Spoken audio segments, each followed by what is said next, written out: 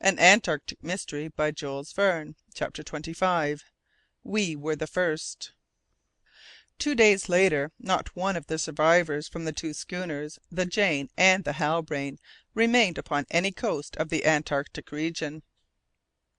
On the 21st of February, at 6 o'clock in the morning, the boat with us all, we numbered 13 in it, left the little creek and doubled the point of Halbrane Land.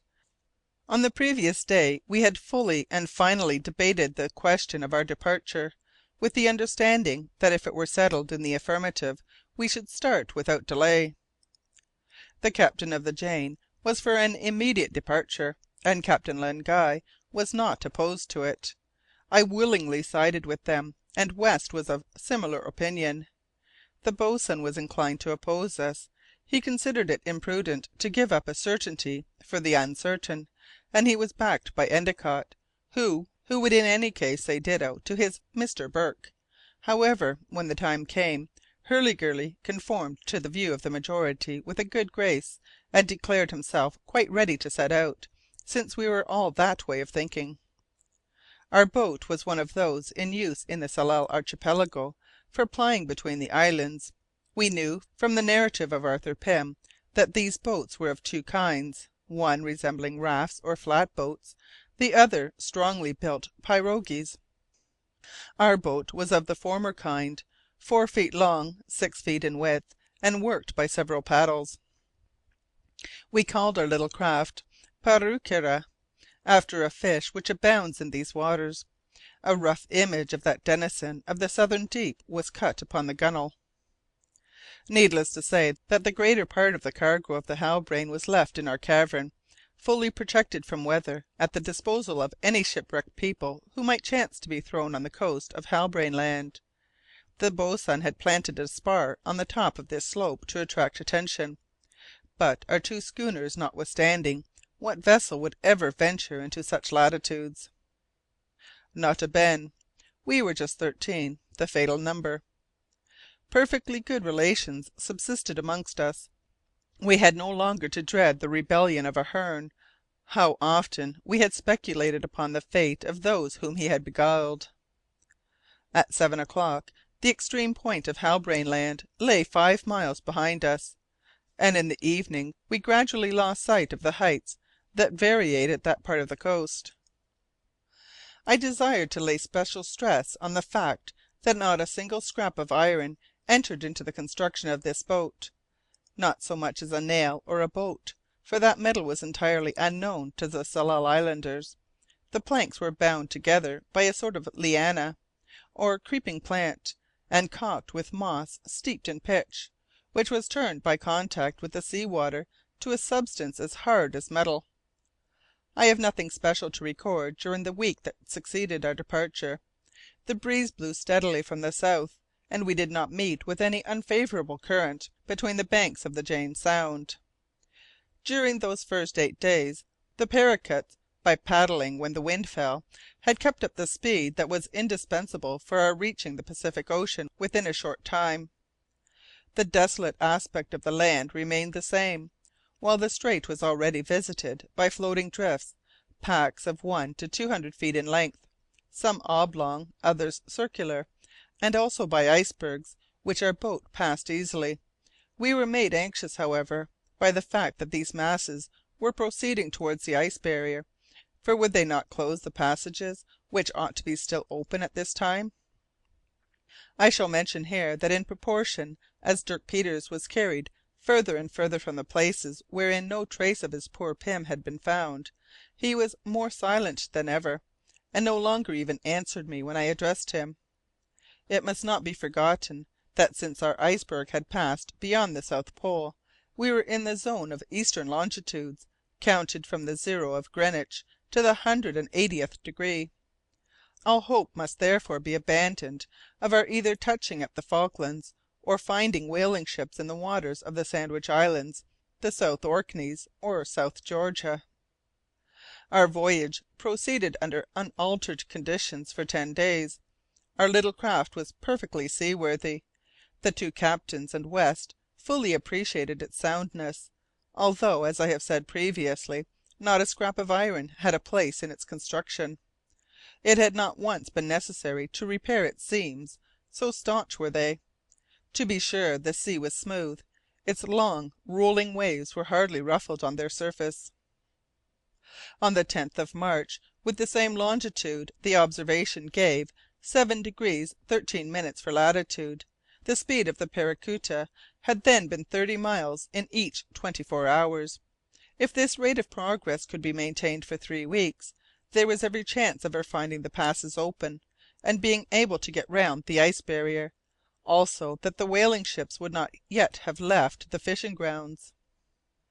The sun was on the verge of the horizon, and the time was approaching when the Antarctic region should be shrouded in polar night.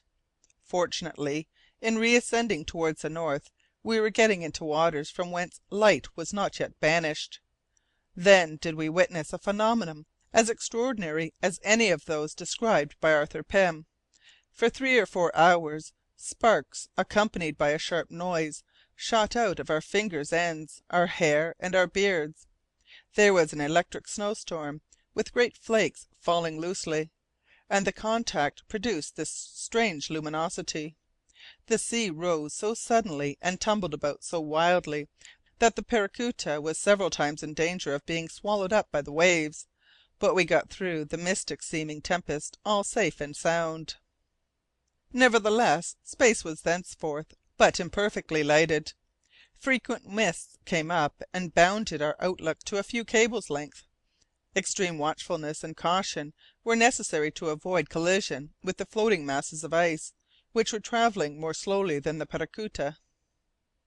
It is also to be noted, on the southern side, the sky was frequently lighted up by the broad and brilliant rays of the polar aurora. The temperature fell very precipitously, and no longer rose above 23 degrees. 48 hours later, Captain Len Guy and his brother succeeded with great difficulty in taking an approximate observation, with the following results of their calculations: latitude 75 degrees 17' south, longitude 118 degrees 13' east. At this date, therefore, 12th March, the Paracuta was distant from the waters of the Antarctic Circle only 400 miles. During the night a thick fog came on, with a subsidence of the breeze. This was to be regretted, for it increased the risk of collision with the floating ice. Of course, fog could not be a surprise to us, being where we were, but what did surprise us was the gradually increasing speed of our boat, although the falling of the wind ought to have lessened it. This increase of speed could not be due to the current, for we were going more quickly than it. This state of things lasted until morning, without our being able to account for what was happening, when at about 10 o'clock the mist began to disappear in the low zones. The coast on the west reappeared, a rocky coast, without a mountainous background. The Paracuta was following its line. And then, no more than a quarter of a mile away, we beheld a huge mound, reared above the plain to a height of 300 feet, with a circumference of from 200 to 300 feet. In its strange form, this great mound resembled an enormous sphinx, the body upright, the paws stretched out, crouching in the attitude of the winged monster which Grecian mythology has placed upon the way to Thebes. Was this a living animal, a gigantic monster, a mastodon 1,000 times the size of those enormous elephants of the polar seas whose remains are still found in the ice? In our frame of mind we might have believed that it was such a creature, and believed also that the mastodon was about to hurl itself on our little craft and crush it to atoms. After a few moments of unreasoning and unreasonable fright, we recognized that the strange object was only a great mound, singularly shaped, and that the mists had just rolled off its head, leaving it to stand out and confront us. Ah, that Sphinx! I remembered at the sight of it that on the night when the iceberg was overturned and the Halbrane was carried away, I had dreamed of a fabulous animal of this kind, seated at the pole of the world, and from whom Edgar Poe could only wrest its secrets. But our attention was to be attracted, our surprise, Even our alarm was evoked soon by phenomena still more strange than the mysterious earth form upon which the mist curtain had been raised so suddenly. I have said that the speed of the Paracuta was gradually increasing. Now it was excessive, that of the current remaining inferior to it. Now, of a sudden, the grapnel that had belonged to the Halbrane, and was in the bow of the boat, flew out of its socket as though drawn by an irresistible power, and the rope that held it was strained to the breaking point. It seemed to tow us as it grazed the surface of the water towards the shore. "What's the matter?" cried William Guy. "Cut away, boatswain, cut away!" shouted West, "or we shall be dragged against the rocks." Hurliguerly hurried to the bow of the Paracuta to cut away the rope. Of a sudden the knife he held was snatched out of his hand, the rope broke, and the grapnel, like a projectile, shot off in the direction of the Sphinx. At the same moment all the articles on board the boat that were made of iron or steel, cooking utensils, arms, Endicott's stove, our knives, which were torn from out of pockets, took flight after a similar fashion in the same direction, while the boat, quickening its course, brought up against the beach. What was happening? In order to explain these inexplicable things, were we not obliged to acknowledge that we had come into the region of those wonders which I had attributed to the hallucinations of Arthur Pym? No, these were physical facts which we had just witnessed, and not imaginary phenomena. We had, however, no time for reflection, and immediately upon our landing our attention was turned in another direction by the sight of a boat lying wrecked upon the sand. "The Halbrane's boat!" cried Hurliguerly. It was indeed the boat which Hearne had stolen, and it was simply smashed to pieces. In a word, only the formless wreckage of a craft which had been flung against the rocks by the sea remained. We observed immediately that all the ironwork of the boat had disappeared, down to the hinges of the rudder. Not one trace of the metal existed. What could be the meaning of this? A loud call from West brought us to a little strip of beach on the right of our stranded boat. 3 corpses lay upon the stony soil, that of Hearne, that of Martin Holt, and that of one of the Falklands men. Of the 13 who had gone with the sealing master, there remained only these 3, who had evidently been dead some days. What had become of the 10 missing men? Had their bodies been carried out to sea? We searched all along the coast, into the creeks, and between the outlying rocks, but in vain. Nothing was to be found. No traces of a camp, not even the vestiges of a landing. "Their boat," said William Guy, "must have been struck by a drifting iceberg. The rest of Hearne's companions have been drowned, and only these 3 bodies have come ashore lifeless." "But," asked the boatswain, "how is the state the boat is in to be explained?" "And especially," added West, "the disappearance of all the iron." "Indeed," said I, "it looks as though every bit had been violently torn off." Leaving the Paracuta in the charge of 2 men, we again took our way to the interior, in order to extend our search over a wider expanse. As we were approaching the huge mound, the mist cleared away, and the form stood out with greater distinctness. It was, as I have said, almost that of a sphinx, a dusky hued sphinx, as though the matter which composed it had been oxidized by the inclemency of the polar climate. And then a possibility flashed into my mind, an hypothesis which explained these astonishing phenomena. "Ah!" I exclaimed, "a lodestone! That is it! A magnet with prodigious power of attraction!" I was understood, and in an instant the final catastrophe to which Hearne and his companions were victims was explained with terrible clearness. The Antarctic Sphinx was simply a colossal magnet. Under the influence of that magnet, the iron bands of the Halbrane's boat had been torn out and projected as though by the action of a catapult.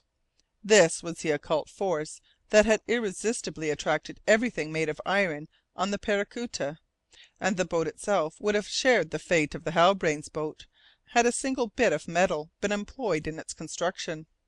Was it, then, the proximity of the magnetic pole that produced such effects?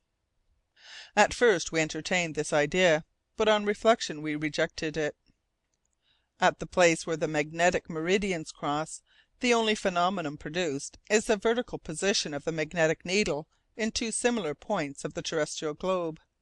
This phenomenon, already proved by observations made on the spot, must be identical in the Antarctic regions. Thus, then, there did exist a magnet of prodigious intensity in the zone of attraction which we had entered. Under our eyes, one of those surprising effects which had hitherto been classed among fables was actually produced. The following appeared to me to be the true explanation. The trade winds bring a constant succession of clouds or mists in which immense quantities of electricity, not completely exhausted by storms, are stored. Hence there exists a formidable accumulation of electric fluid at the poles, and it flows towards the land in a permanent stream.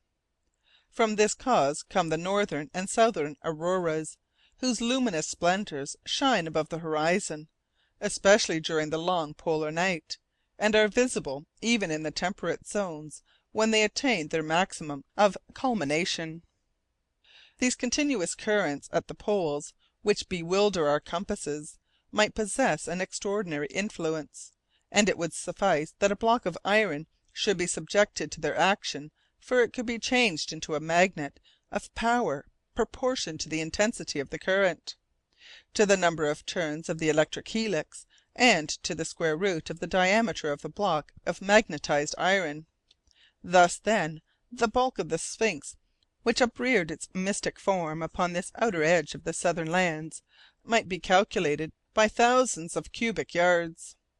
Now, in order that the current should circulate around it, and make a magnet of it by induction, what was required? Nothing but a metallic lode, whose innumerable windings through the bowels of the soil should be connected subterraneously at the base of the block. It seemed to me that the place of this block ought to be in the magnetic axis, as a sort of gigantic calamite, from whence the imponderable fluid, whose currents made an inexhaustible accumulator set up at the confines of the world, should issue. Our compass could not have enabled us to determine whether the marvel before our eyes really was at the magnetic pole of the southern regions. All I can say is, that the needle staggered about, helpless and useless, and in fact the exact location of the Antarctic Sphinx mattered little in respect of the constitution of that artificial lodestone, and the manner in which the clouds and metallic lode supplied its attractive power. In this very plausible fashion I was led to explain the phenomenon by instinct. It could not be doubted that we were in the vicinity of a magnet which produced these terrible but strictly natural effects by its attraction. I communicated my ideas to my companions, and they regarded this explanation as conclusive, in presence of the physical facts of which we were the actual witnesses. "We shall incur no risk by going to the foot of the mound, I suppose?" said Captain Len Guy. "None," I replied. "There, yes, here." I could not describe the impression those three words made upon us. Edgar Poe would have said that they were three cries from the depths of the underworld. It was Dirk Peters who had spoken, and his body was stretched out in the direction of the Sphinx, as though it had been turned to iron and was attracted by the magnet. Then he sped swiftly towards the Sphinx like mound, and his companions followed him over rough ground strewn with volcanic remains of all sorts. The monster grew larger as we neared it, but lost none of its mythological shape. Alone on that vast plain it produced a sense of awe, and, but this could only have been a delusion, we seemed to be drawn towards it by the force of its magnetic attraction.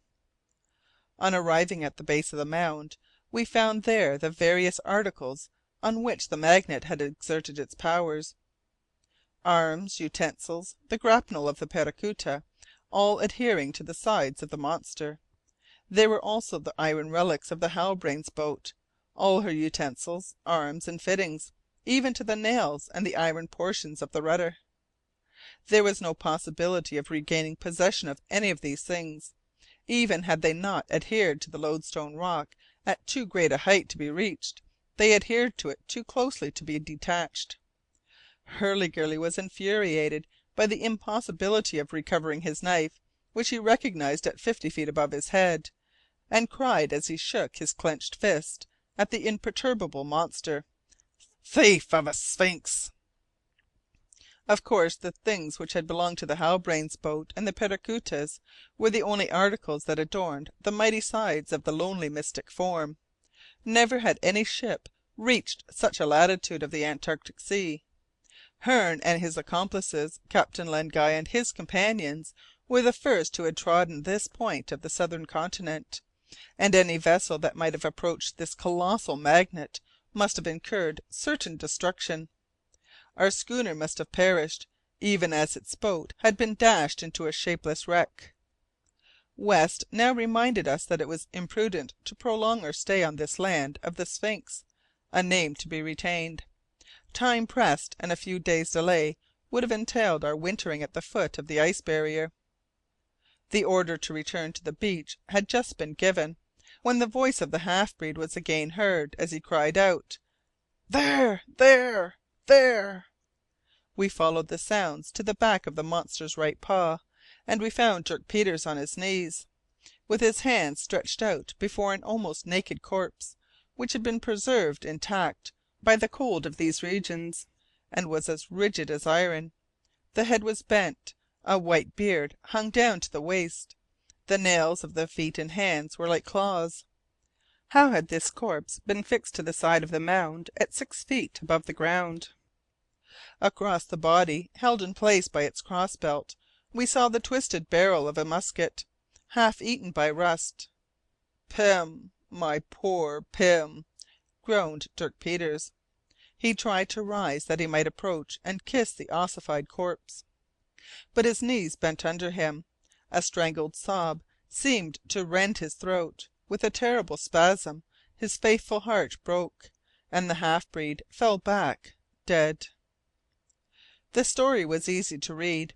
After their separation, the boat had carried Arthur Pym through these Antarctic regions.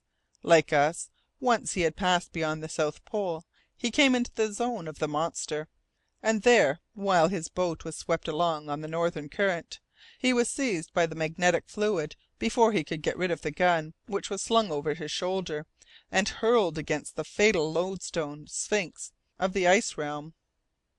Now the faithful half breed rests under the clay of the land of the Antarctic Mystery, by the side of his poor Pym, that hero whose strange adventures found a chronicler no less strange in the great American poet. Chapter 26.